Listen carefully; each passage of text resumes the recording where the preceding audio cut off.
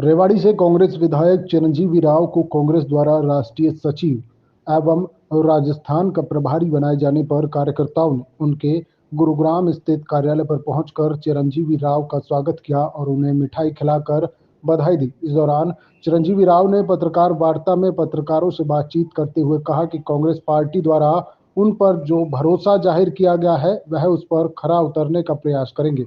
उन्होंने कहा कि जल्द ही शीर्ष नेतृत्व द्वारा हरियाणा की 10 लोकसभा सीटों पर नामों की घोषणा कर दी जाएगी।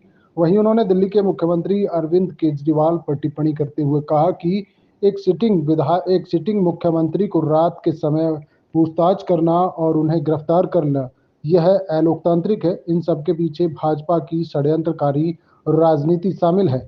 भाजपा को डर है कि इस बार लोकसभा चुनाव वह बुरी तरह हार रही है।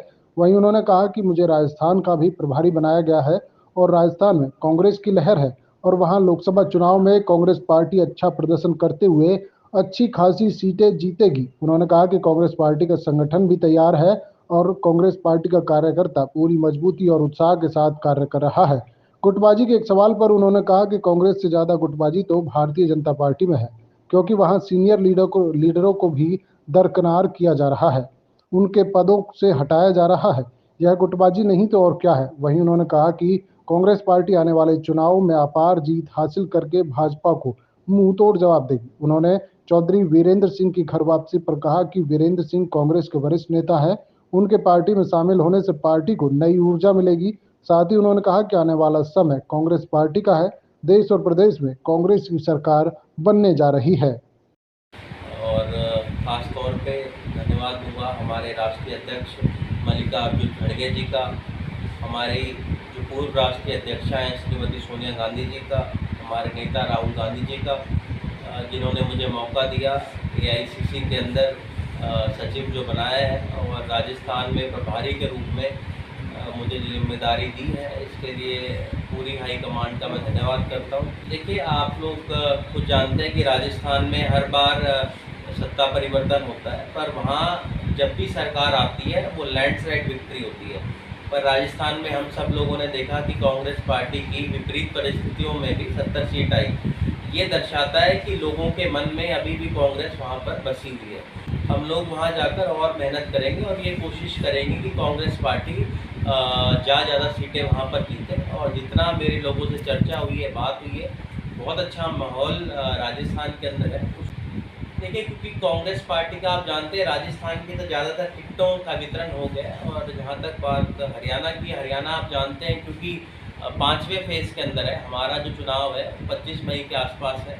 हमारी जो स्क्रीनिंग है वो बताई जा रही है कि कल हो जाएगी और उसके तुरंत बाद सीईसी की बैठक होगी और हमें पूर्ण रूप से उम्मीद है कि कांग्रेस पार्टी जल्द उसके ऊपर फैसला कर लेगा। क्योंकि ऐसे प्रदेश पहले जहाँ पर फर्स्ट और सेकंड फेज़ में चुनाव है, उनको लेकर पहले पार्टी ये फैसला करेगी। और मेरा मानना है कि 2 महीने का समय अभी भी बचा हुआ है चुनाव में और कांग्रेस पार्टी जल्द इसके ऊपर फैसला ले लेगी। कि जहाँ तक बात कांग्रेस पार्टी की, आप लोगों ने भी देखा होगा छत्तीसगढ़ से हमारे पूर्व मुख्यमंत्री भूपेश बघेल जी लड़ रहे हैं। अभी राजस्थान से ही सीपी जोशी जो हमारे स्पीकर थे वो चुनाव लड़ रहे हैं।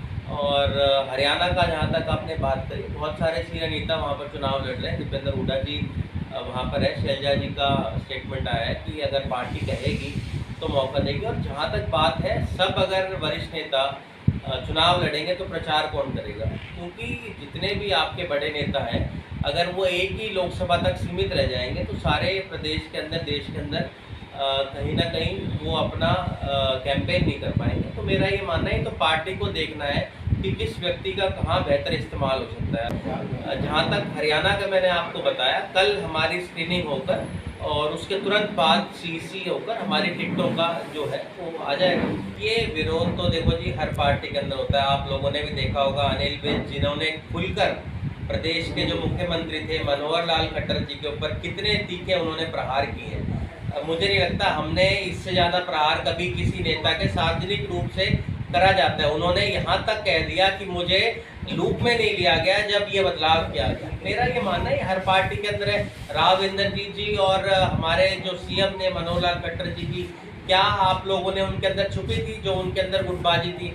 आज चौधरी वीरेंद्र सिंह जी शायद हमारी पार्टी में आ रहे हैं, जब उनकी पार्टी के अंदर थे लगातार वो तीखे प्रहार करा करते थे एक दूसरे के ऊपर। तो मेरा ये मानना है एक परिवार की तरह एक पार्टी होती है, अगर सार्वजनिक मंचों के ऊपर मुझे लगता है कहीं ना कहीं गुटबाजी नहीं होनी चाहिए और पार्टी प्लेटफॉर्म पे अगर अपनी बात रखें तो मुझे लगता है हर एक पॉलिटिकल पार्टी के अंदर इतनी डेमोक्रेसी तो होनी चाहिए कि खुलकर आप अपनी बातों को रख सकें। ईडी है, सीबीआई है, सबके ऊपर दिन दहाड़े हम देखते हैं किस तरह से प्रहार वो लोग करते हैं। आप देखिए कितना बड़ा दुर्भाग्य है कि हमारा एक मुख्यमंत्री जो प्रदेश का है दिल्ली का, आपके रात के अंधेरे में उनसे पूछताछ करके उनको अरेस्ट कर लिया जाता है। इसी तरीके से इसी तरह का घटनाक्रम झारखंड के अंदर एक चुने हुए मुख्यमंत्री को चुकना पड़ता है।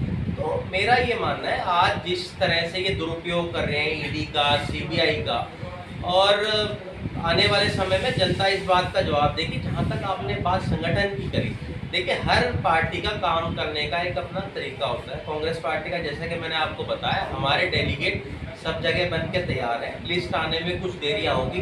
पर आप देखिए और हमारे संगठन है, जैसे हमारा ओबीसी का संगठन है वो पूरा बन चुका है, एससी का हमारा संगठन पूरा बन चुका है, यूथ कांग्रेस का आप देखिए हमारा संगठन पूरी तरह से बन चुका है। तो आने वाले समय के अंदर मुझे लगता है कांग्रेस पार्टी का, जैसे कि मैंने शुरुआत में कहा, हर कार्यकर्ता किसी भी बीजेपी के पदाधिकारी से ज़्यादा मेहनती भी है और फील्ड में ज़्यादा करने का काम भी करता है।